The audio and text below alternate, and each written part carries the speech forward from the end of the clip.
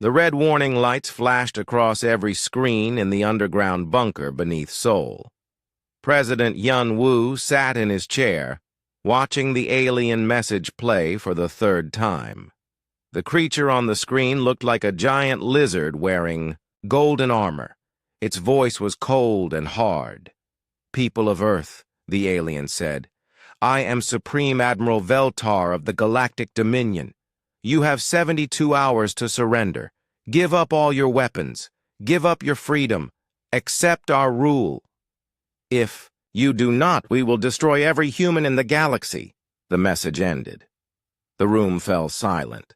Around the table sat the most important people on Earth. Defense Minister So-min tapped her fingers on the metal surface. Admiral Jae-ho of the Terran Fleet stared at his hands. General Kyung-soo looked tired. "Well," Hyun-woo said slowly, "it finally happened." So-min looked up. 50 years. 50 years we waited for this day. "Are we ready?" asked Admiral Jae-ho. Hyun-woo smiled. It was not a happy smile.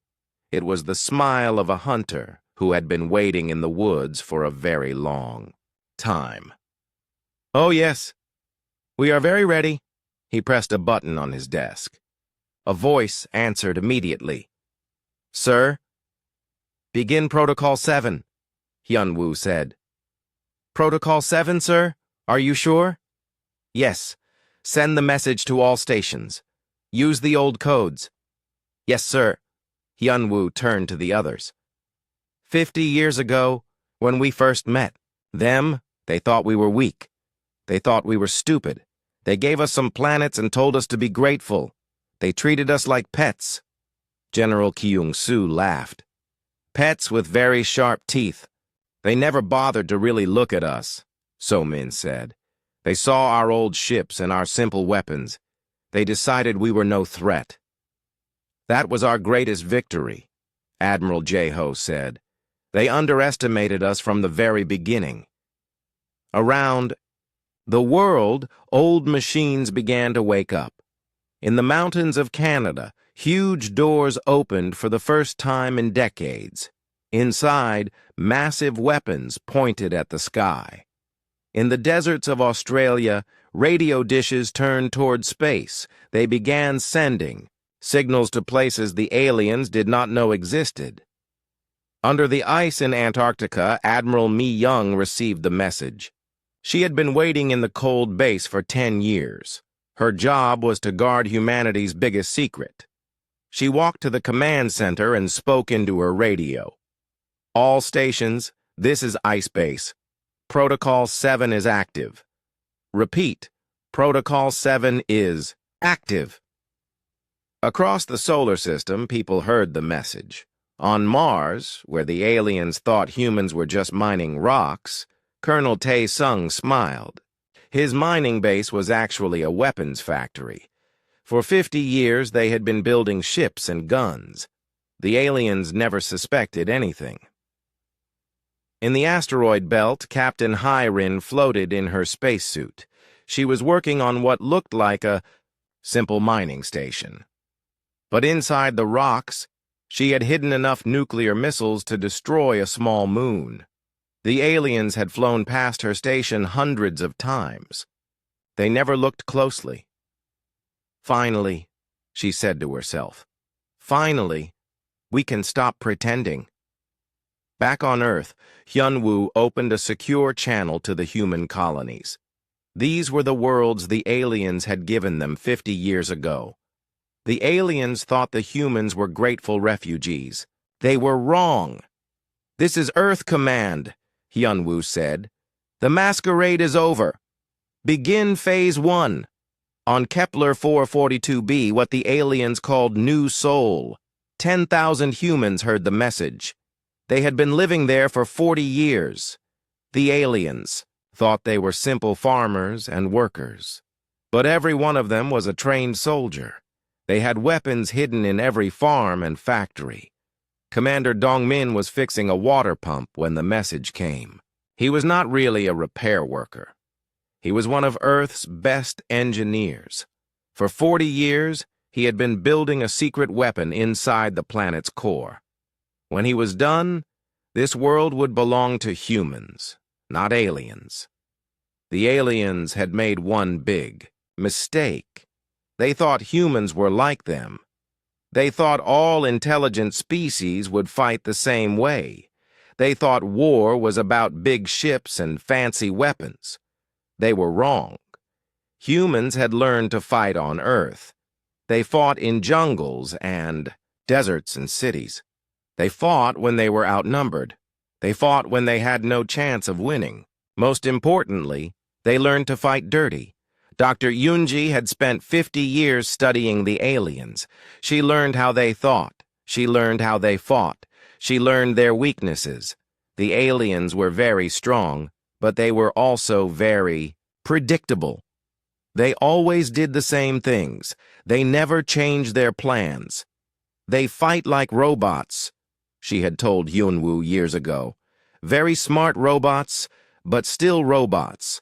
They cannot adapt when something unexpected happens. Humans, on the other hand, were very good at being unexpected. The aliens had conquered 1,000 worlds. Every time they did the same thing.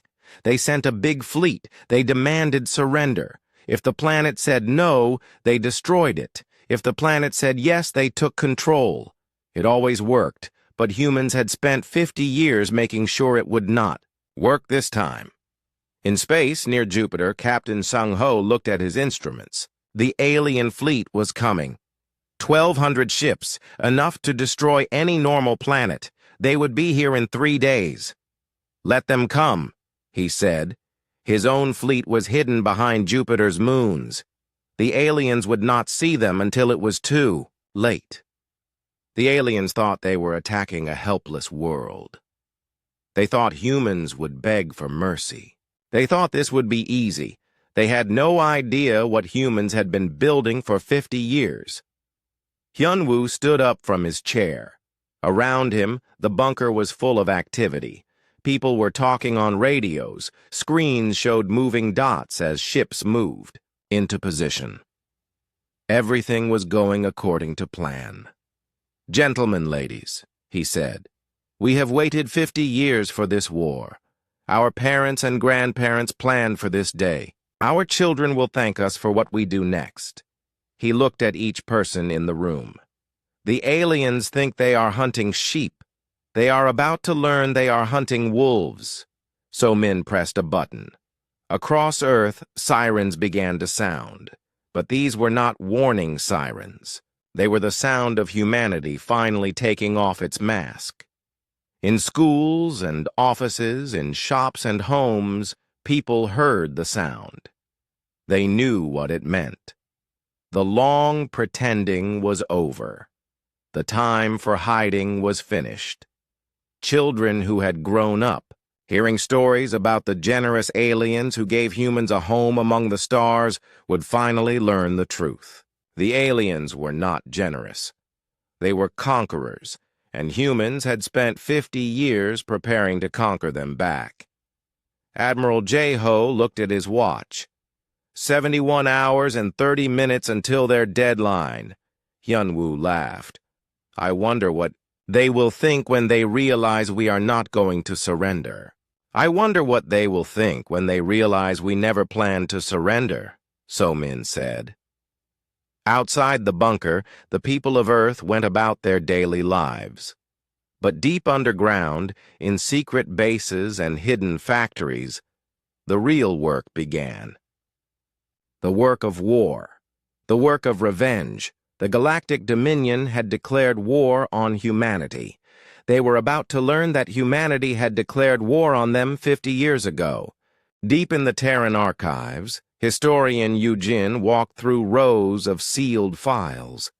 These documents had been locked away for 50 years. Today, for the first time since they were written, someone would read them again. She opened the first file. The date on top read, 2175, First Contact Report. The author was Captain Tae Sung, commander of the exploration ship Hanggang. Yujin had heard stories about that day, but she had never read the real report. Day 1, the report began. We found them by accident. Our ship was damaged. We needed help. When we sent out a distress signal, they answered. They called themselves the Galactic Dominion. Yujin kept reading. The next part made her smile. Day 3. The aliens are very proud. They think they are the most advanced species in the galaxy. They showed us their weapons and ships. They are powerful, but not as powerful as they think they are. Their technology is actually behind ours in many ways. That was the secret the whole galaxy did not know. Human technology was not primitive. It was different. While aliens had spent thousands of years perfecting energy weapons and plasma shields, humans had taken a different path. The report continued. Day 5. I have made a decision. These aliens are dangerous. They conquer every species they meet. If they learn how advanced we really are, they will see us as a threat. They will try to destroy us before we become too strong. Day 7. I told them we are refugees from a dying world. I showed them our oldest, most primitive ships. I pretended our weapons were simple and weak. They believed me. They think we are harmless. Yujin turned the page. Captain Taesung had made the most important decision in human history. Instead of showing humanity's strength, he had chosen to show weakness. Day 10. The aliens have offered us protection. They will give us 3 worlds to live on. In return, we must follow their laws and never build weapons. They think this is generous. They think we should be grateful. Day 12. I have agreed to their terms. I told them humans are peaceful. We do not like war. We only want to live quietly on our new worlds. They are very pleased. They think they have found another species to control. Yujin closed the file and opened another one. This one was marked Project Trojan Horse, Phase 1. The author was Dr. Yun-ji, head of xenopsychology. The aliens are predictable, Dr. Yun-ji had written. They always do the same things. When they conquer a world, they leave a small garrison. They do not watch the population closely. They believe that conquered people will stay conquered. This is their weakness. They do not understand that some species will pretend to be weak while secretly growing stronger. The next file was from Admiral J. Ho. Military Assessment. Galactic Dominion Forces. Yujin read quickly. The Admiral had studied every alien ship and weapon. He had found their weaknesses. Their ships are fast and well-armed, he had written. But they are built for fighting other aliens who use the same technology. Their shields stop energy weapons very well. They do not stop solid objects moving at high speed. Their tactics are based on honor and tradition. They fight in formation. They follow rules. They do not adapt quickly when something unexpected happens. Recommendation: build kinetic weapons, use guerrilla tactics. Never fight the way they expect us to fight. Yujin opened a file marked Colony Selection Criteria. She was surprised to see it was written by President Hyun-woo himself 50 years ago when he was just a young diplomat. The aliens have offered us 12 possible worlds, he had written. We must choose carefully. We need worlds that are strategically important. We need worlds where we can build weapons without being noticed. The list made Yujin laugh. The aliens thought they were being generous by offering humans good farming worlds. They did not know that humans had chosen each planet for military reasons. Kepler 442b was near a major alien trade route. Gliese 667 cc had rich mineral deposits perfect for building ships. Wolf 359b was close to the alien capital. Each world was chosen as a future military base. The next file was labeled Refugee Ship Design. Chief Engineer Dong Min had designed ships that looked old and primitive on the outside. Inside, they were full of sensors and communication equipment. Each refugee ship will carry 100 families, Dong Min had written. It will also carry enough weapons and equipment to arm a small army. The aliens will think they are helping poor refugees. Actually, they will be spreading human soldiers across the galaxy. For 50 years, these ships had traveled alien space. They visited every important world. They mapped every military base. They identified every weakness. The aliens welcomed them because they looked harmless. Yu-Jin found a file that made her sad. It was a list of humans who had died keeping the secret. Soldiers who had let aliens kill them rather than fight back and reveal their true training. Diplomats who had smiled and bowed while aliens insulted humanity. Engineers who had pretended their advanced designs were lucky accidents. The hardest part, Captain Tae-sung had written in a later report, is watching young humans grow up believing the lie. They think we really are weak. They think the aliens really are our protectors. Some of them even feel grateful. But that was necessary. The secret was so important that even most humans could not know it. Only a few thousand people on each world knew the truth. Everyone else lived normal lives, never knowing they were part of the greatest deception in galactic history. Yu-Jin opened a file from Dr. Nari, chief scientist. Research priority list. The first item was study captured alien technology without being detected. For 50 years, human scientists had secretly studied every piece of alien equipment they could find. They learned how alien shields worked. They learned how alien ships moved. They learned how alien weapons fired. Then they built better versions. The aliens never noticed because humans were very careful. They only studied broken equipment. They never asked too many questions. They always acted like they did not understand what they were looking at. The aliens think we are stupid, Dr. Nari had written. This is our greatest advantage. They explain things to us like we are children. They show us their military bases because they think we cannot understand what we are seeing. They are wrong. Yu-Jin found the most recent file. It was from yesterday. Written by Admiral Mi Young. Final preparation report, it said. All human colonies are ready. All weapon systems are in place. All personnel have been briefed on their real missions. The masquerade has lasted 50 years. It has been the most successful military deception in history. When the shooting starts, the aliens will face an enemy they never knew existed. Yu-Jin closed the last file and looked around the archive room. In a few hours, these secrets would not be secrets anymore. The whole galaxy would learn that humans had been lying for 50 years. She thought about all the people who had lived and died to make this moment possible. Soldiers who had pretended to be farmers, scientists who had pretended to be simple workers, diplomats who had pretended to be grateful refugees. They had all played their parts perfectly.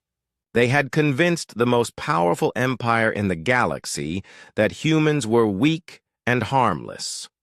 Soon, the galaxy would learn the truth. Humans were not weak. They were not harmless. They had spent 50 years preparing for war, and they were very, very good at war. Yu-Jin turned off the lights and left the archive room. Outside, sirens were still sounding. The masquerade was over. The war was about to begin. The aliens thought they were fighting primitive refugees. They were about to meet the most dangerous predators in the galaxy. Chief Engineer Dong Min stood in the control room of what the aliens thought was a simple mining station. Around him, dozens of technicians worked at their computers. Red lights blinked on every screen. Today, 50 years of careful work would finally be revealed. "All stations report ready," said his assistant, Engineer Sujin. Dongmin nodded. "Begin Project Heimdall. Phase 1.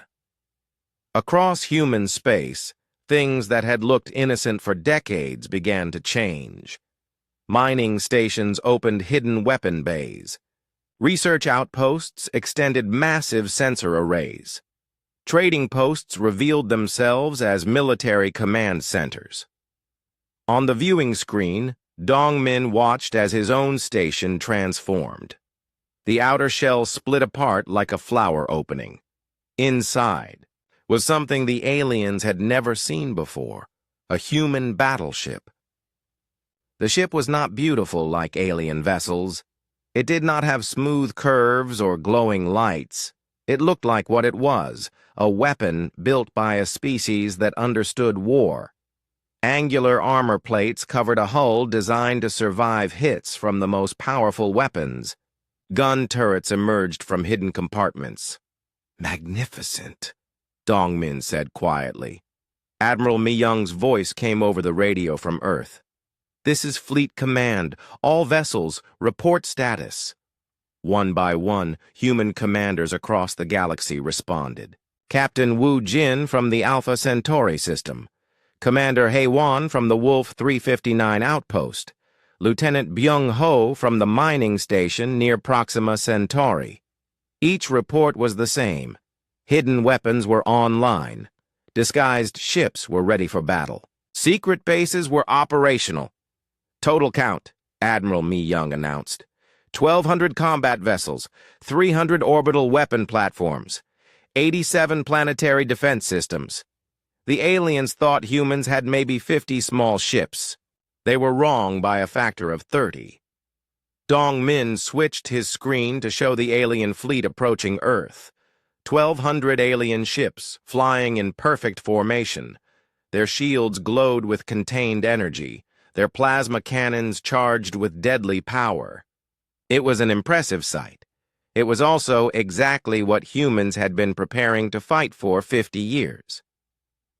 "Admiral," Dongmin said into his radio, "this is Station 7. We have visual on the alien fleet." "What do you see, Chief?" Dongmin smiled. "I see targets." The alien ships were built for fighting other aliens. Their shields were designed to stop plasma bolts and energy beams. Their armor was meant to resist laser weapons. Their tactics assumed the enemy would fight honorably, ship to ship, formation against formation. Humans had built their weapons specifically to make alien defenses useless. Engineer Sujin brought up the weapon specifications on her screen. Railgun systems fully charged, kinetic penetrators loaded and ready. Railguns were simple weapons. They used magnetic fields to throw solid metal rods at incredible speeds. The aliens had never bothered to develop defense against them because no civilized species used such primitive weapons. That was about to be their downfall. Nuclear pulse. "Drives online," reported Chief Mechanic Jin Woo from the engine room. "All ships ready for combat acceleration." While aliens used clean energy drives, humans had stuck with nuclear power. It was crude and dangerous, but it was also incredibly powerful. Human ships could accelerate faster and maneuver more aggressively than anything the aliens had. Dongmin looked at another screen showing the Kepler 442b system.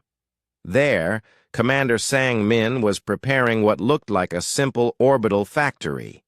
In reality, it was a missile production facility that had been building weapons for 40 years. "This is Factory Station 1, Sang-min reported. "We have 7,000 kinetic torpedoes ready for launch. Each one carries a 10-megaton nuclear warhead." The aliens had never seen nuclear weapons used in space combat. They considered them too crude for civilized warfare. They preferred clean energy weapons that killed precisely and efficiently. They did not understand that sometimes crude weapons were exactly what you needed. "Stealth systems check. Admiral Mi-young ordered. Human ships did not use alien stealth technology. Instead, they used something much simpler. They hid in plain sight. For 50 years, human vessels had traveled alien space disguised as cargo ships, research vessels, and refugee transports. Now those innocent-looking ships began to shed their disguises. Captain Hyren watched from her command ship as a vessel that had been carrying medical supplies to an alien world revealed its true nature. The medical bay was actually a launch tube for quantum torpedoes. The cargo holds were full of combat drones. The civilian crew quarters housed a company of space marines. "This is Transport 7, Captain Hyren announced. "Disguise protocols deactivated. We are now showing our true configuration." On her screen, a blocky cargo ship transformed into a sleek destroyer. Weapon ports opened along its hull. Shield generators began to glow. What had looked like a helpless refugee vessel now looked like what it really was, a predator. The same transformation was happening all across human space. Hundreds of ships that aliens had ignored for decades were revealing themselves as warships. "Planetary defenses! Report status!" Admiral Mi-young commanded. The responses came from all over the galaxy. On Gliesa 667cc, General Kyung-ho announced that his agricultural research station had just revealed a planetary defense grid capable of destroying anything that tried to land without permission. On Wolf 359b, Colonel Min Seo reported that the mining operation in the planet's asteroid belt was actually a network of weapon platforms that could bombard any ship in the system. From every human world came the same message. The defenses were ready. But the greatest surprise was still hidden. "Chief Dong-min," Admiral Mi-young said, "activate the special project." Dong-min smiled and entered a code he had memorized 50 years ago.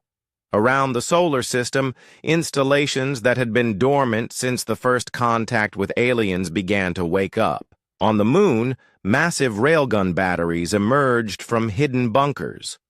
On Mars, what had appeared to be atmospheric processors revealed themselves as shipbuilding factories.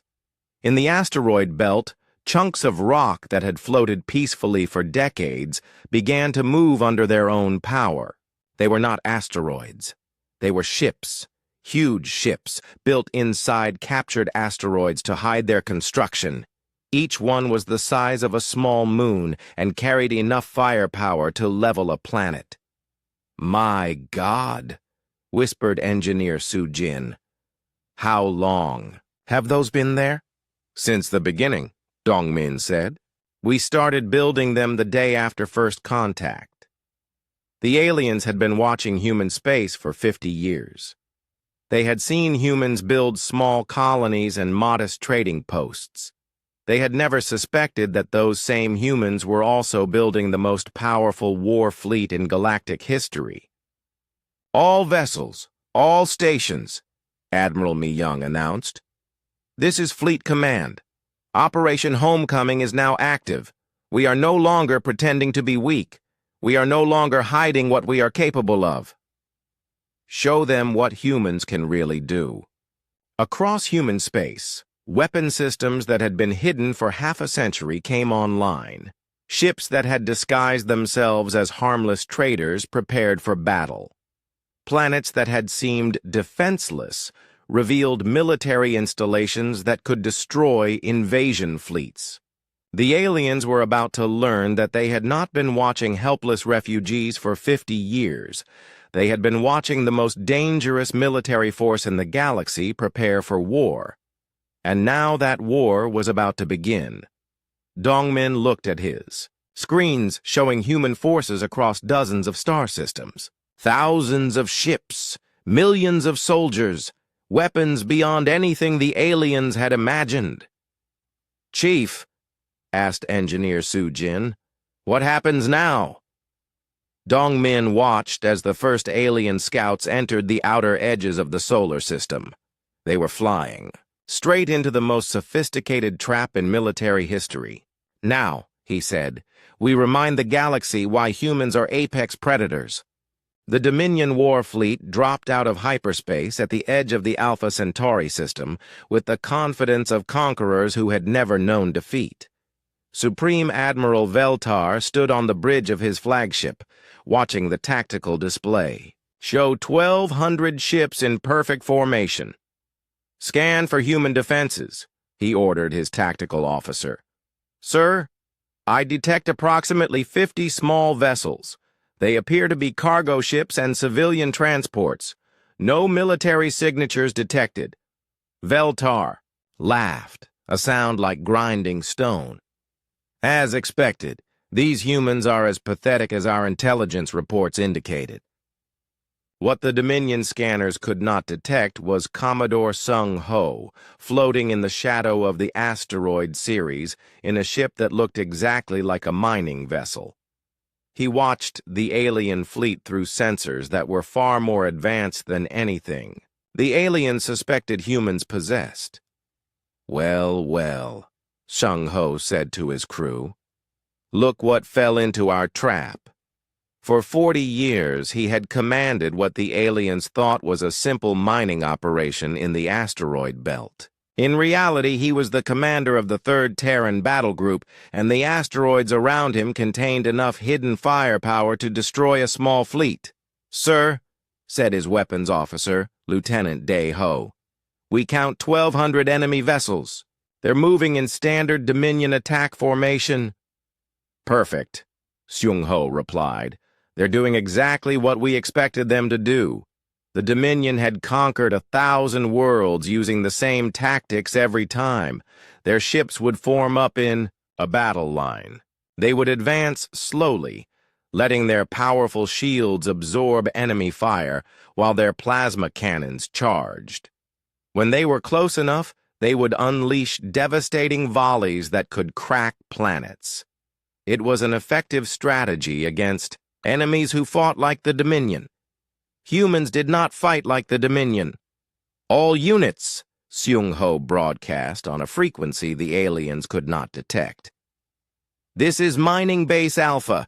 The fish are in the net. Begin Phase 1. Across the asteroid belt, rocks that had floated peacefully for decades began to move. Hidden engines fired, revealing that these were not natural asteroids, but carefully disguised weapons platforms. Captain Ji-hoon commanded one of these platforms. From the outside, it looked like a chunk of iron and ice. Inside, it contained a nuclear-powered railgun capable of accelerating a tungsten rod to 20% of light speed. "Target acquired," reported his gunner, Sergeant Minho. "Range 4 million kilometers and closing." "Wait for the signal," Ji-hoon said. "Let them get closer." The Dominion fleet continued its stately advance, completely unaware they were flying, into the most sophisticated ambush in military history. Their sensors showed only empty space and a few harmless mining ships. Admiral Veltar studied the tactical display with satisfaction. "The humans aren't even trying to run. They must know resistance is futile." "Sir," his communications officer reported, "we're receiving a transmission from the human mining vessels." "Put it through." Commodore Sung Ho's face appeared on the A screen. He was wearing the simple work clothes of a civilian miner. Behind him, his bridge looked like the control room of an industrial operation. "This is Mining Supervisor Sung Ho," he said in accented Galactic Standard. "Please, honored Dominion forces, we are simple workers. We have families. We surrender peacefully." Veltar's chest swelled with pride. Another species had learned to fear Dominion power. "Your surrender is accepted, human. Maintain your current position and prepare to be boarded. Thank you for your mercy, Great Admiral." The transmission ended. Veltar turned to his fleet commander. Continue the advance. We'll deal with these miners after we secure the system. What Veltar did not know was that mining supervisor, Seung Ho, was actually one of humanity's most decorated combat veterans. He had trained at the Terran Naval Academy, studied Dominion tactics for 30 years, and spent the last decade preparing for exactly this moment. Range 2 million kilometers, Lieutenant Dae Ho reported. All units, prepare for engagement, Seung Ho broadcast. Remember, we only get one chance to surprise them. Make it count. Hidden throughout the asteroid belt, human weapons came online. Nuclear-powered railguns charged their magnetic coils. Kinetic torpedo tubes loaded their deadly cargo. Drone launchers prepared to release swarms of unmanned fighters. Sir, reported Captain Hai Wan from another disguised asteroid, targets are in optimal range. Seung Ho looked at his tactical display. The Dominion fleet was spread out in a perfect formation, each ship exactly where human battle computers had predicted it would be. 50 years of careful planning had led to this moment. All units, he said quietly. Fire. The asteroid belt exploded with light and motion. What had seemed like empty space suddenly revealed dozens of hidden weapons platforms. Railguns fired. Tungsten rods at relativistic speeds. Torpedo launchers spat nuclear-tipped missiles. Drone bays opened to release clouds of unmanned fighters. The first salvo hit the Dominion fleet before they even realized they were under attack. Admiral Veltar watched in shock as his tactical display lit up with incoming projectiles. Shields up! All ships, combat formation! But it was too late. The Dominion shields were designed to stop energy weapons, not solid projectiles moving at 20% of light speed. The tungsten rods punched through the alien barriers like they were made of paper. The flagship Invincible took 3 direct hits. The first rod penetrated the forward shield generator. The second destroyed the main plasma cannon. The third punched completely through the ship from bow to stern, venting atmosphere and killing hundreds of crew members. Impossible! Veltar roared. These are primitive weapons. Our shields should stop them easily. His tactical officer was frantically trying to understand what was happening. Sir, the projectiles are moving too fast. Our shields can't react quickly enough to stop solid matter at these velocities. Across the fleet, Dominion ships were dying. The aliens had never faced kinetic weapons in space combat. Their shields, their armor, their tactics. Everything was designed around fighting enemies who used energy weapons. Captain Ji-hoon watched his target, a Dominion heavy cruiser, take a railgun round through its reactor core. The ship disappeared in a brilliant flash of fusion fire. Target destroyed, Sergeant Minho reported. Acquiring new target. Good shooting. Continue firing. The human attack was unlike anything the Dominion had ever faced. There were no honorable ship-to-ship duels. No time for the aliens to demonstrate their superior technology. The humans struck from concealment, used primitive but effective weapons, and showed no mercy. All ships, return fire, Veltar commanded. Destroy those asteroids. The Dominion plasma cannons began firing at the human positions. Brilliant energy beams lanced out toward the hidden weapons platforms. Some found their targets, vaporizing carefully constructed camouflage and revealing the military installations beneath. But for every human platform they destroyed, the aliens lost 3 ships. Captain Sang-woo commanded a torpedo platform that had just lost its disguise. His installation was built inside a genuine asteroid, and Dominion plasma fire was slowly melting through the rock shell. Sir, we've lost main power, his engineering officer reported. Hull temperature critical. Keep firing, Sang Woo ordered. We'll cook before we quit. His platform launched its last salvo of nuclear torpedoes just as the asteroid finally split apart under alien bombardment. The missiles streaked toward their targets while Sang Woo and his crew died in the explosion.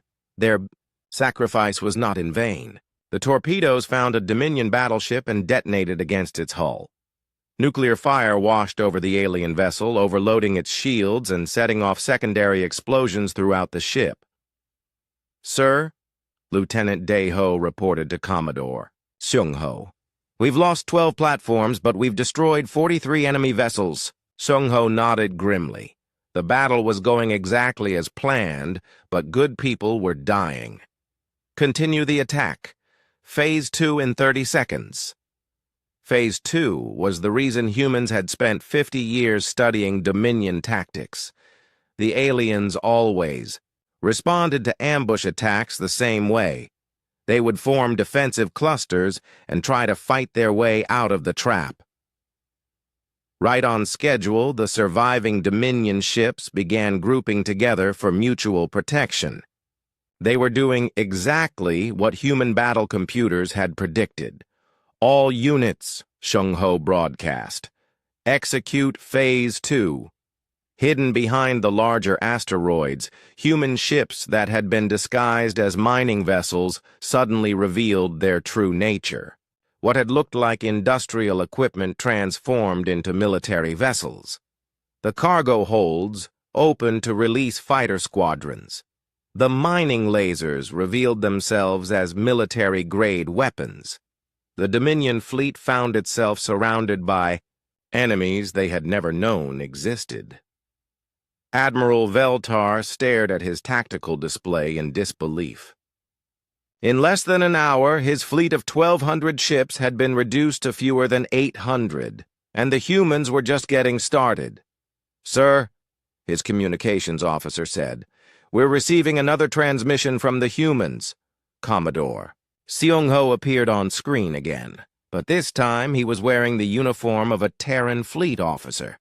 Behind him, his bridge showed its true nature, a military command center.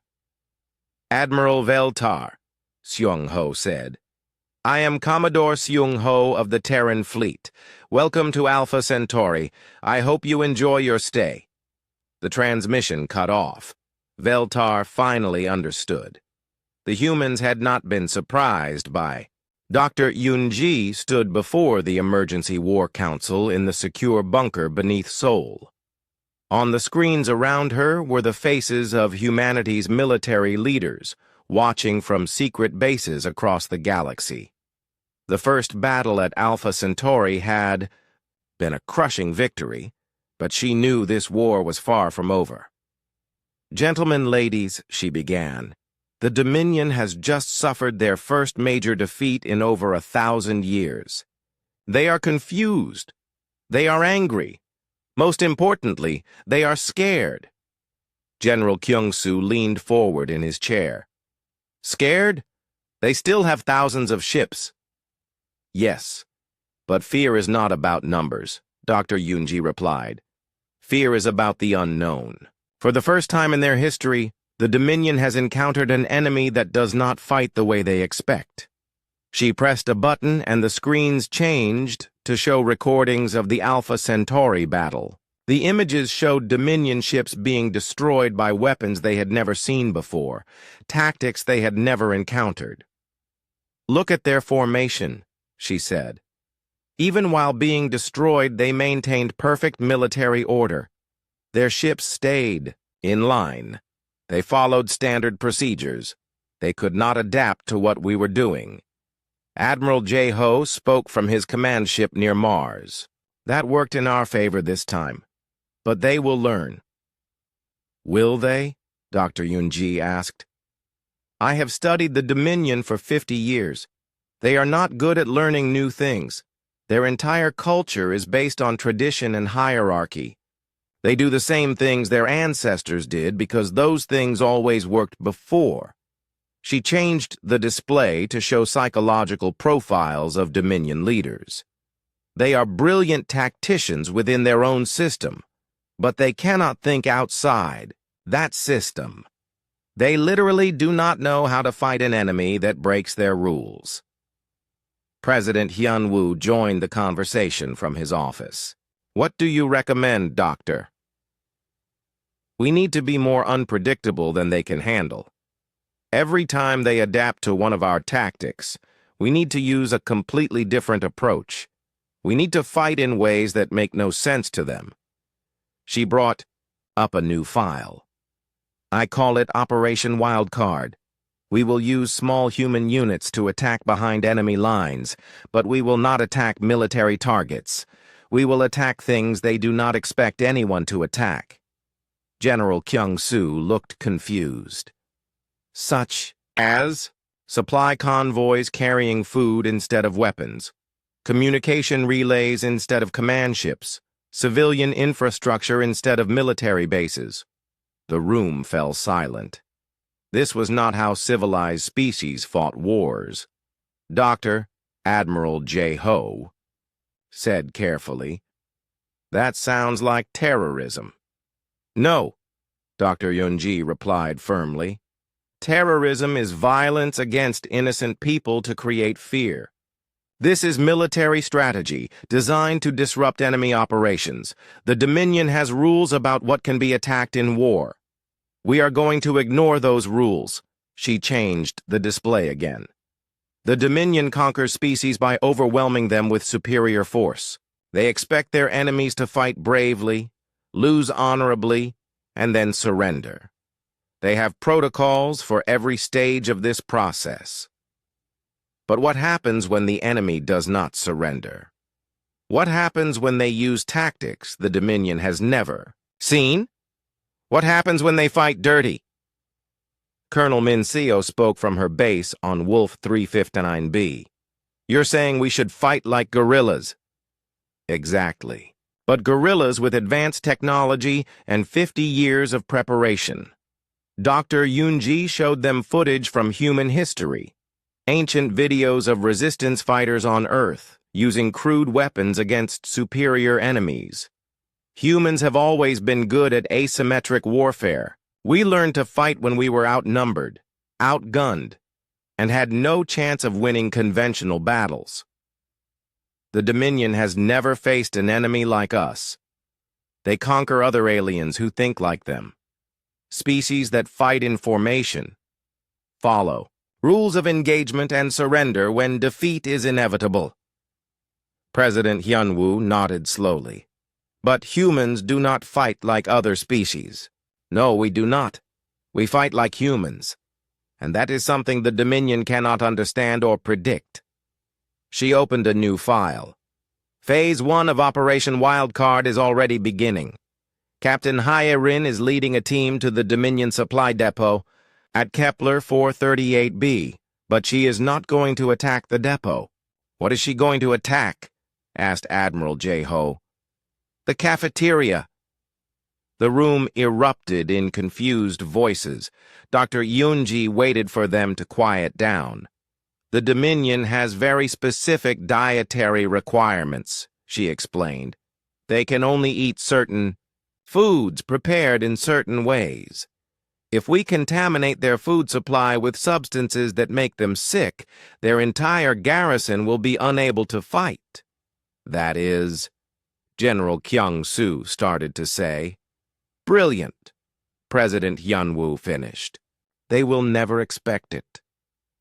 Dr. Yoonji smiled. "Exactly. While they are busy guarding their weapons and ships, we will attack their lunch. While they watch for enemy fleets, we will sabotage their communication networks. While they prepare for honorable combat, we will be stealing their fuel." She brought up another display showing Dominion trade routes. "The Dominion Empire is huge. They cannot guard everything. They rely on their reputation for invincibility to keep subject species in line. But what happens when that reputation is broken? What happens when other species see that the mighty Dominion can be defeated by a species they considered primitive?" Admiral Mi-young spoke from her ship near Jupiter. "Rebellion." "Yes, The Dominion rules through fear. When that fear is gone, their empire will collapse from within. Dr. Yunji showed them intelligence reports from across Dominion space. We have been monitoring their communications since the Alpha Centauri battle. Subject species are asking questions. Some are even beginning to hope. The Keth Val of Rigel have started hiding weapons. The Mordian colonies are refusing to pay tribute. The Zalnith have stopped answering Dominion communications entirely. General Kyung-Soo laughed. One battle and their empire is already shaking apart? The Dominion conquered these species easily because they seemed invincible. Now that we have proven they can be defeated, their former victims are remembering that they were once free. President Hyun-woo leaned back in his chair.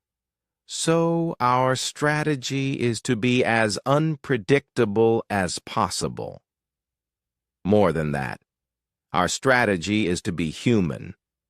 We will fight the way humans have always fought, with cunning instead of honor, with adaptation instead of tradition, with creativity instead of rules. She brought up the final display. The Dominion expects their enemies to fight like warriors. We will fight like survivors. They expect grand battles between fleets. We will give them 1,000 small defeats that add up to total victory. They think war is about destroying the enemy's military. We know war is about destroying the enemy's will to fight. Dr. Yunji looked around the room at humanity's leaders. The Dominion declared war on us because they thought we were weak. They are about to learn that there is a difference between being weak and choosing to appear weak. They are about to learn that the most dangerous enemy is not the one with the biggest guns, but the one who fights in ways you cannot predict or understand. They are about to learn why humans are the apex predators of Earth. Admiral J. Ho smiled grimly. Doctor, I think the Dominion is about to get a very unpleasant education in human psychology. Yes, Dr. Yunji replied. And the first lesson is that humans do not fight fair. She turned to face President Hyun-woo. Sir, I recommend we implement Operation Wildcard immediately. Hit them everywhere they do not expect, in ways they cannot counter. Do it, Hyun-woo said. Show the galaxy what happens when you threaten humanity. Dr. Yunji nodded and began transmitting orders to human units across the galaxy. Within hours, the Dominion would face attacks unlike anything in their military history. They would finally understand that they were not fighting other aliens. They were fighting humans, and humans played by their own rules. Captain Hyrin floated in zero gravity outside the Dominion orbital station above Kepler 442b. To anyone watching, she looked like a maintenance worker performing routine repairs on the station's communication array. She had been doing this job for 3 years, and the alien guards barely noticed her anymore. What they did not know was that Captain Hyrin was one of Earth's most elite Special Forces operators. For 50 years, she and thousands like her had lived among the Dominion as civilians, workers, and refugees. Today, all of that would change.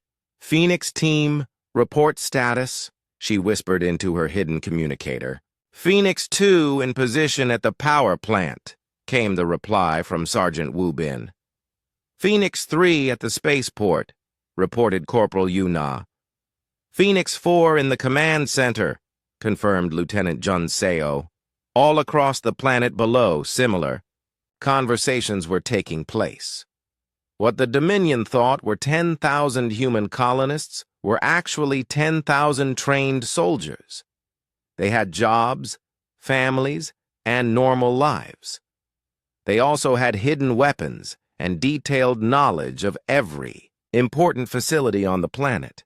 All teams, Hyrin said. You know what to do. Execute in 3, 2, 1. Mark. Across Kepler 442b, the largest coordinated uprising in galactic history began. Sergeant Wubin had worked at the main power plant for 15 years. The Dominion supervisors trusted him completely. He knew every system, every security measure, every weakness in the facility. He walked calmly to the main control room, where his alien supervisor was reviewing production reports. "Supervisor Kethron," Wubin said politely, "I need to show you something unusual in the backup generators."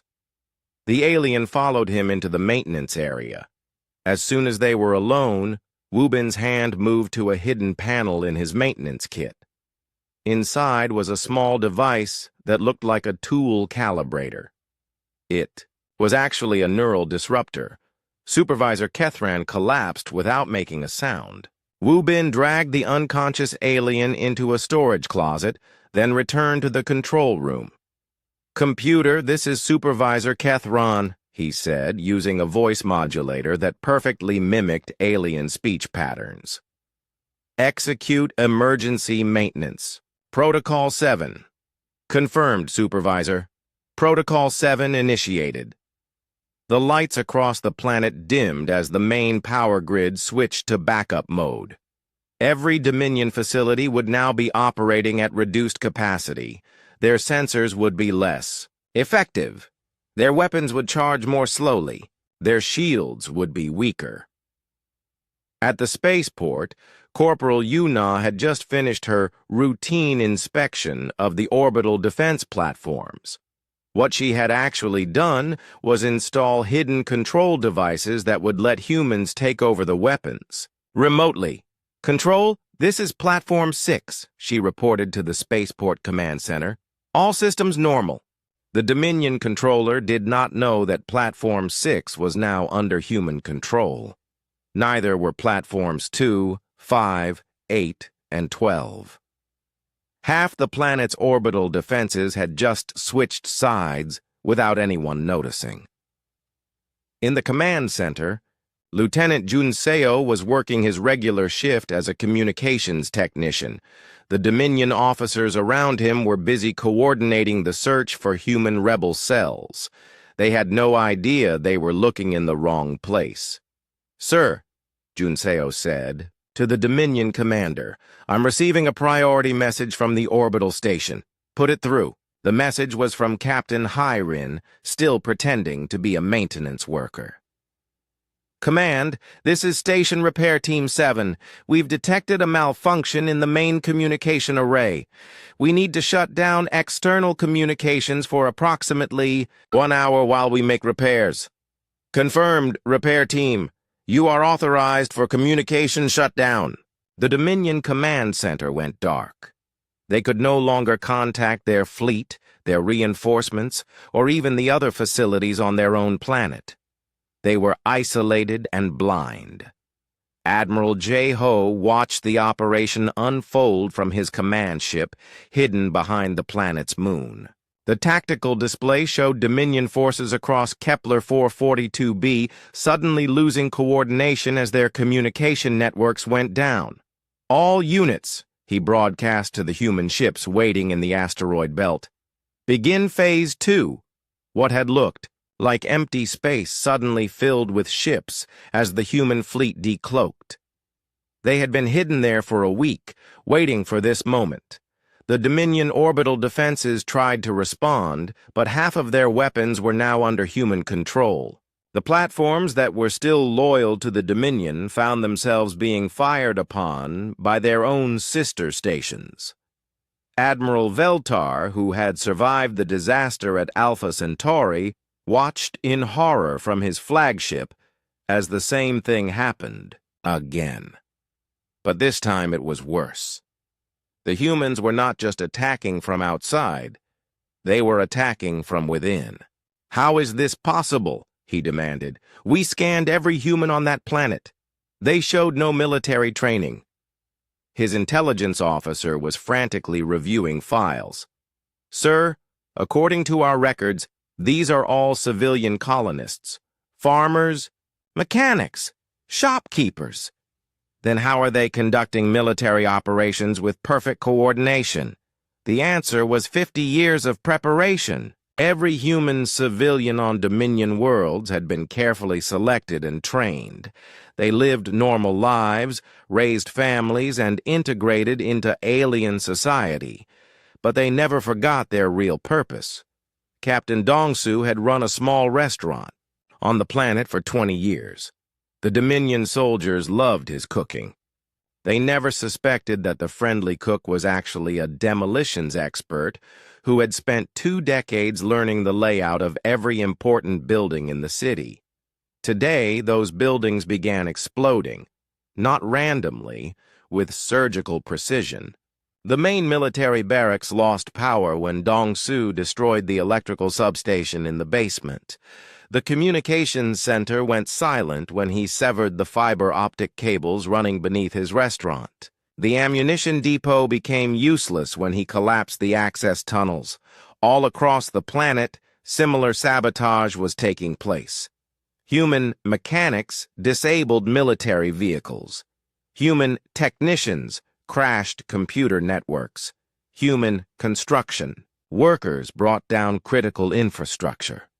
The Dominion forces found themselves blind, isolated, and under attack from enemies they had never suspected existed. "Sir," Admiral Veltar's tactical officer reported, "we're losing contact with all surface installations. The humans seem to have taken control of the entire planet." "That's impossible. There are only 10,000 of them." "Sir, I think there may be more humans on Dominion worlds than we realized." Veltar was beginning to understand the scope of the disaster. If humans could do this on one world, they could do it everywhere. How many other Dominion planets had large human populations? How many of those refugees and workers were actually soldiers in disguise? The answer came as reports flooded in from across Dominion space. On Rigel Prime, 2,000 human agricultural workers had just seized control of the planet's main food production facilities. On Vega Station, 500 human maintenance crews had taken over the critical fuel depot that supplied the entire sector. On Altair Colony, 8,000 human miners had captured the orbital shipyards where the Dominion built their warships. The same pattern was repeating everywhere. Humans who had lived peacefully under Dominion rule for decades were suddenly revealing themselves as highly trained saboteurs and soldiers. General Kyung-Soo coordinated the uprising from his hidden base on Wolf 359b. The tactical display showed green lights appearing across the galaxy as human cells successfully captured their objectives. "Operation Phoenix is exceeding all projections," he reported to Earth Command. "We now control strategic facilities on 47 Dominion worlds." President Hyun-woo smiled as he watched the reports come in. 50 years of careful planning was paying off. Every human colony had been chosen for strategic importance. Every refugee had been placed where they could do the most damage when the time came. "The Dominion thought they were being generous by giving us homes," he said to Admiral Mi-young. "They never realized they were placing military assets throughout their empire. The aliens had made the same mistake that conquerors throughout history had made. They had underestimated the people they ruled. They thought gratitude would ensure loyalty. They thought protection would buy submission. They were wrong. Dr. Yoonji had been right about Dominion psychology. They could not adapt to this kind of warfare. Their military doctrine had no protocols for dealing with internal rebellion on this scale. They had never faced an enemy that could attack them from within their own territory. "Sir," Admiral Veltar's communications officer announced, "we're receiving a transmission from Earth." "Put it through." President Hyun-woo appeared on the screen. He was no longer pretending to be the leader of a weak refugee species. He wore the uniform of the Terran Federation, and behind him was the flag of United Earth. Admiral Veltar, Hyunwoo said. I am President Hyunwoo of the Terran Federation. You declared war on humanity. Now you are learning what that really means. You have broken every law of civilized warfare, Veltar snarled. We never agreed to follow your laws, Hyunwoo replied calmly. You invaded our space. You threatened our people. You forced this war upon us. Now you face the consequences. The transmission ended, leaving Veltar staring at a blank screen. Around him, his fleet was in chaos. They had come to conquer a helpless human colony. Instead, they found themselves trapped above a hostile world, cut off. The message came through on frequencies that should not have existed, using technology that defied current understanding of physics. Supreme Commander In-ho received it in his command bunker deep beneath the Korean peninsula and immediately understood that everything had changed. This is Architect Prime, the voice said. It sounded ancient, cold, and utterly alien. The experiment designated Galactic Dominion has failed. The subjects designated humans have exceeded acceptable parameters. Initiation of reset protocol. 7 is authorized. In-ho looked at his communications officer, Major Soo Jin. Did we just hear what I think we heard? Sir, the signal is coming from outside the galaxy. The power requirements for transmission across that distance. She paused, checking her instruments. Sir, this is impossible. But Dr. Nari, Earth's chief scientist, had been expecting this moment for 20 years. She rushed into the command center carrying a datapad filled with calculations she had hoped never to use. Commander, she said breathlessly, we need to talk, privately. In-ho followed her to a secure briefing room. On the walls were displays showing star charts that went back millions of years, archaeological data from dozens of worlds, and mathematical equations that hurt to look at. The architects, Dr. Nari began, they're real. They've been manipulating galactic civilization for over 3 million years. What do you mean, manipulating? Dr. Nari activated the wall displays. They showed the rise and fall of galactic empires across vast stretches of time. Every major civilization that has ever existed followed the same pattern. They develop technology, expand across space, build great empires, then suddenly vanish without explanation. She pointed to a timeline that looked like a heartbeat, regular peaks and valleys stretching back to the dawn of recorded history. The architects let civilizations grow to a certain point, then they reset them. They destroy the most advanced species and let evolution start over. They've done this dozens of times. In-ho felt cold understanding wash over him. And the Dominion? Was their latest experiment, a species they allowed to become powerful enough to rule the galaxy, while they watched and studied from the shadows. But humans were not part of their plan. Dr. Nari nodded grimly. We evolved after their last reset cycle. We developed technology they didn't expect. Most importantly, we learned about them. She showed him images from archaeological sites across human space. Ancient ruins that were millions of years old, containing technology so advanced it seemed like magic. When we first found these ruins, we thought they were natural formations. Then we realized they were the remains of civilizations that the architects had destroyed. We've been studying their technology for 50 years. That's how we were able to build weapons the Dominion couldn't defend against. We combined human engineering with architect principles. In-ho stared at the displays. Humanity's entire strategy had been based on fighting the Dominion. But the Dominion had just been the tool. The real enemy was something far more dangerous. How powerful are they? Commander, they can move stars. They can destroy entire solar systems. They can rewrite the laws of physics in localized areas. But they're not invincible. They've been doing this for so long, they've become overconfident. They think no young species could possibly threaten them. Inho's communicator buzzed. "Sir, you need to see this." They rushed back to the command center where the main display showed something that should have been impossible. Ships were appearing throughout the solar system.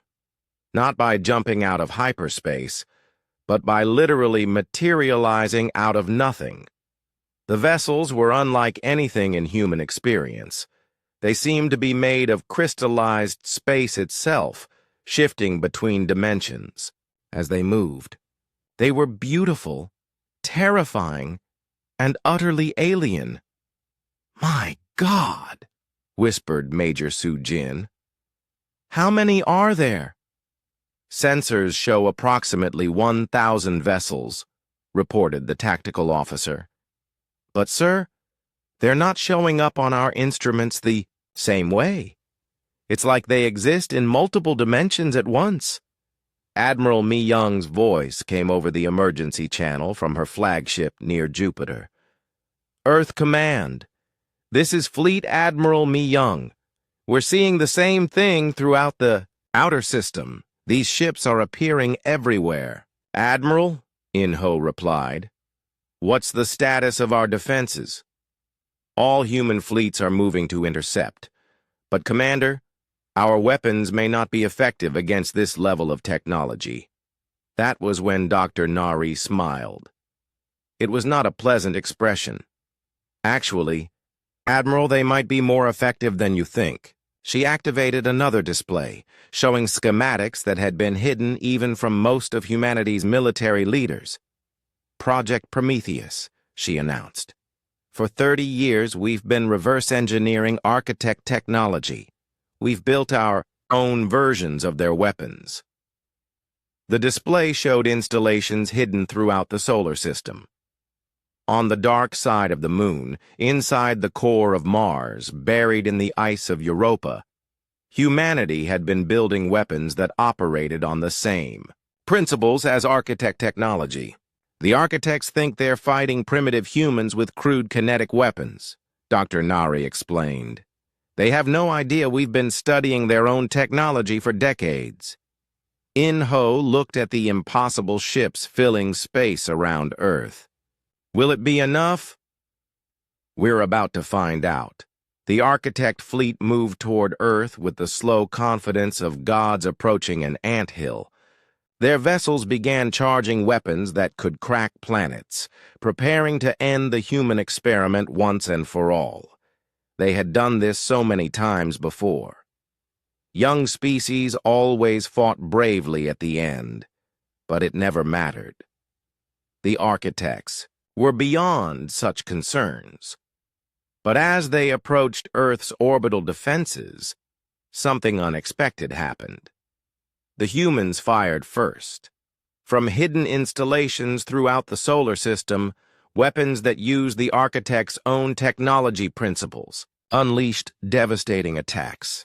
Quantum torpedoes that existed in multiple dimensions simultaneously. Gravity bombs that warped space-time itself. Energy beams that ignored conventional physics. The lead architect ship, a vessel that had destroyed 1,000 civilizations, simply ceased to exist. One moment it was there, the next it was gone, leaving not even debris behind. "Impossible," came a transmission from the architect fleet. For the first time in millions of years, they sounded surprised. "These beings should not possess such capabilities, Admiral." Mi Young watched from her command ship as the battle unfolded. Human vessels armed with hybrid technology engaged architect ships in combat that defied understanding. Space itself twisted and bent as weapons that operated beyond normal physics clashed. "All units," she broadcast, "this is what we've been preparing for. Show them that humans are not so easily reset."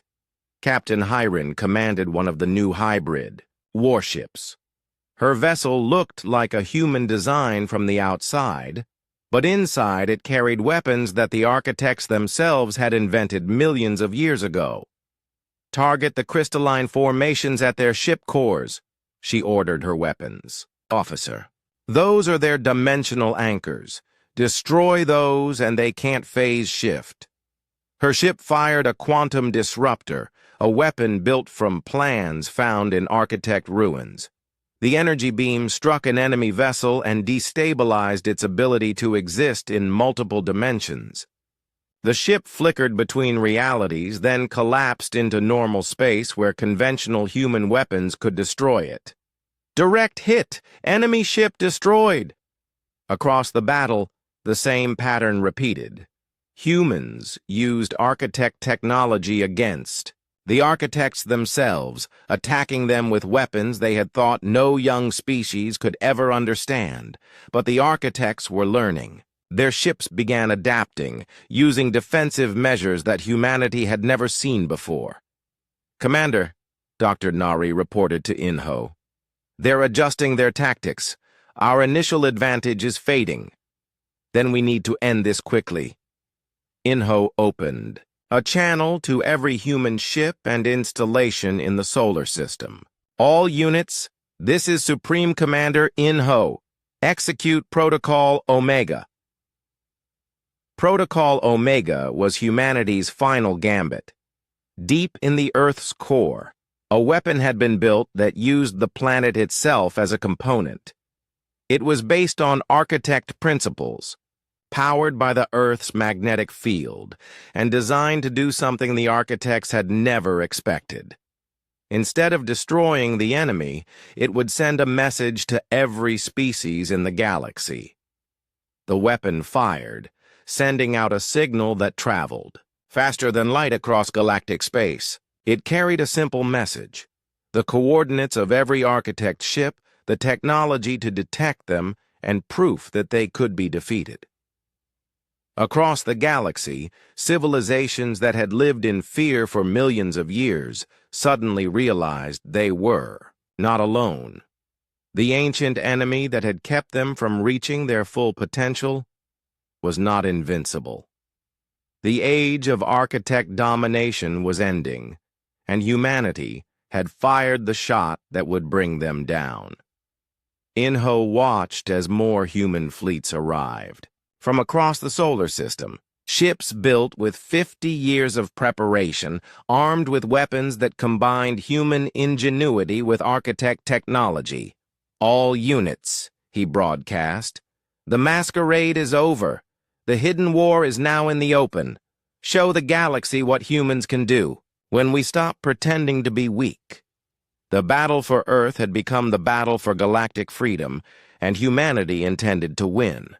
The final battle for Earth lasted 7 hours and changed the course of galactic history forever. President Hyun-woo stood in the command center, watching displays that showed the most important fight humanity had ever faced. Around Earth, space burned with weapons that operated beyond normal physics. Ships that existed in multiple dimensions fought battles that twisted reality itself. But Earth was no longer the primitive world the architects remembered from their ancient files. Luna Base revealed its true nature as massive railgun installations, emerged from hidden bunkers. These were not the simple kinetic weapons humans had used against the Dominion. These were hybrid systems that combined human engineering with architect principles, capable of firing projectiles that existed in several dimensions at once. Colonel Tae-sung commanded the lunar defense grid. He had spent 40 years preparing for this moment, turning the moon into the most heavily armed fortress in the galaxy. "All batteries, target the lead architect vessel," he ordered. "Fire!" The lunar railguns spoke with voices of thunder. Their projectiles struck the architect ship with the force of small stars, penetrating defenses that had protected them for millions of years. The ship flickered between dimensions, trying to phase out of normal space, but human scientists had Learned the trick of dimensional manipulation from studying architect ruins. Quantum anchors deployed, reported his weapons officer, Lieutenant Dayho. Target cannot phase shift. The architect vessel, trapped in normal space for the first time, in eons, died under human fire. Mars had hidden its own surprises. What the galaxy thought was a simple human colony world revealed massive underground shipyards that had been building warships for 50 years. Admiral Seung Ho commanded the Martian fleet as it emerged from hidden bases built into the planet's crust. These ships combined human tactical thinking with architect technology, creating vessels unlike anything the galaxy had ever seen. All ships, attack formation Delta, he commanded. Show them how humans fight. The Martian fleet struck the architect formation with devastating effectiveness. Human pilots used tactics that no ancient mind could predict, fighting in patterns that seemed chaotic but were actually perfectly coordinated. Captain Yuna piloted one of the new hybrid fighters. Her ship could exist in 3 dimensions simultaneously, letting her attack enemies from angles that should not have been possible. "This is Fighter 7, she reported. "I'm inside their formation, beginning attack run." Her ship materialized inside an architect vessel's shields and fired quantum torpedoes directly into its core. The ancient ship, built to withstand external attacks, had no defense against weapons fired from within. Target destroyed, moving to next objective. But the architects had ruled the galaxy for 3 million years. They were not defenseless. Their ships began using weapons that rewrote local physics. Space itself became hostile to human vessels. Gravity reversed. Time flowed backward. The laws of thermodynamics stopped working. "Sir," reported Major Su Jin from the command center, "we're losing ships. Their reality manipulation weapons are beyond our countermeasures." That was when Dr. Nari revealed humanity's final secret. "Commander In-Ho," she said, "it's time to use the Earth device." Hidden in the planet's core was humanity's greatest achievement, a weapon built from 50 years of studying architect technology. It used the Earth's magnetic field as a power source and the planet's mass as a focusing element. "All fleets, withdraw to minimum safe distance," In-Ho ordered. "Prepare for Earth device activation." The weapon fired, sending out a pulse that traveled through dimensions humanity had only recently learned existed. It struck every architect ship simultaneously, not with physical force, but with something far more devastating. It made them mortal. For millions of years, the architects had existed beyond normal space and time. They could not be permanently destroyed, because they existed in dimensions where death had no meaning. The Earth device changed that.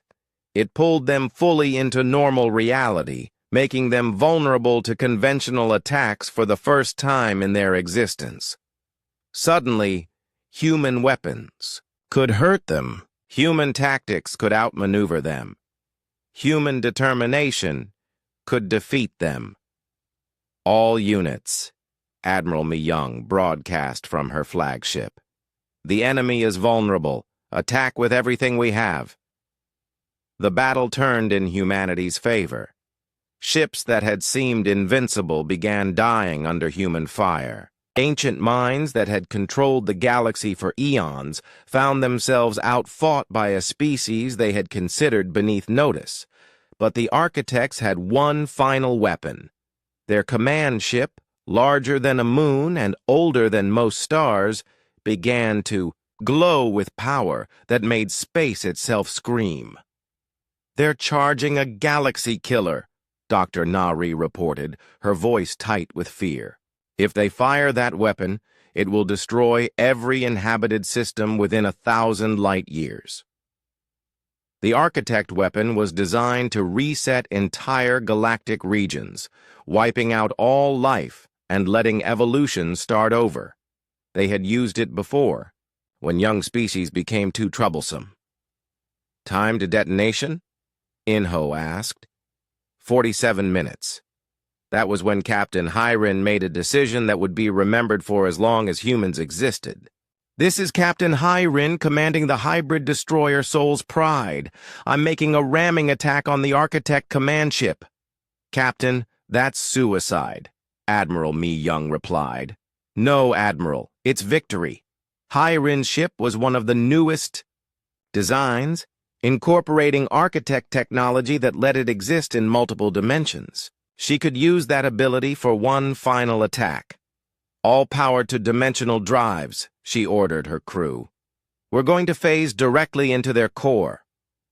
Her ship accelerated toward the massive Architect vessel, shifting between dimensions to avoid defensive fire. As she approached, she activated the Soul's Pride's final weapon, its own reactor, rigged to detonate with the force of a small star. Tell my family I died as a human, she said into her communicator. The Soul's Pride materialized inside the Architect command ship and detonated. The explosion destroyed the Galaxy killer weapon and crippled the ancient vessel. More importantly, it sent a message to every species in the galaxy. The Architects could be beaten. With their command ship damaged and their reality manipulation powers neutralized, the Architect fleet began to retreat. For the first time in 3 million years, they had been defeated in battle. Sir, Major Sujin reported to Inho, the Architect fleet is withdrawing beyond the galactic rim. Inho nodded grimly. Let them go. But make sure every ship in the galaxy knows what happened here today. Across human space, the message went out. The Architects had been defeated. The ancient enemy that had controlled galactic civilization for millions of years had been driven, back by a species they had underestimated. But the real victory was just beginning. Admiral Veltar, who had survived both the disasters at Alpha Centauri and Kepler 442b, found himself facing a choice no Dominion commander had ever confronted. His empire was collapsing, his masters had fled, and the humans were offering terms.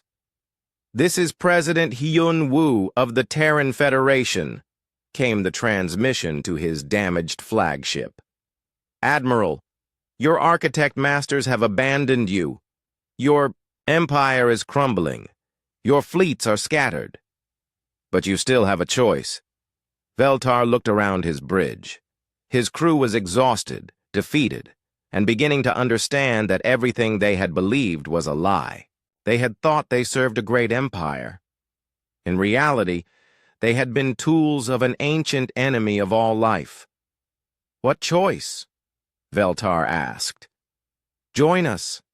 Help us build something better than either the Dominion or the Architect Empire. A galactic civilization based on cooperation instead of conquest. It was an offer no Dominion admiral had ever expected to receive. But then, no Dominion admiral had ever faced defeat like this. Veltar made his decision. I accept your terms. Across the galaxy, similar scenes played out. Dominion worlds that had been held by force found themselves suddenly free. Species that had been enslaved for generations looked up at the stars and realized they could choose their own destiny. The Kethval of Rigel declared independence and asked to join the Human Alliance. The Mordian colonies threw out their Dominion governors and established democratic governments. The Zalneth, who had been silent since the first human victory, revealed that they had been secretly building ships and weapons while waiting for this moment. Dr. Yunji coordinated the psychological operations from Earth. Her understanding of alien minds proved crucial in helping former Dominion species adjust to freedom. Most of them have never known anything but authoritarian rule. she explained to President Yun-woo. They need to learn that they can govern themselves. Can they? Given time and help, yes. But it will not be easy. Some species may choose to remain under human protection rather than risk independence. And that's acceptable? Dr. Yoonji smiled. As long as it's their choice. That's what makes us different from the Dominion and the Architects. We offer partnership, not domination. The transformation of galactic civilization began immediately. Human diplomatic teams spread across former Dominion space, offering technical assistance, trade agreements, and military protection to species that wanted it. But humanity had learned from history. They did not impose their system on others. Instead, they offered examples and let each species choose its own path. General Kyung-soo established the Galactic Defense Force, a voluntary alliance of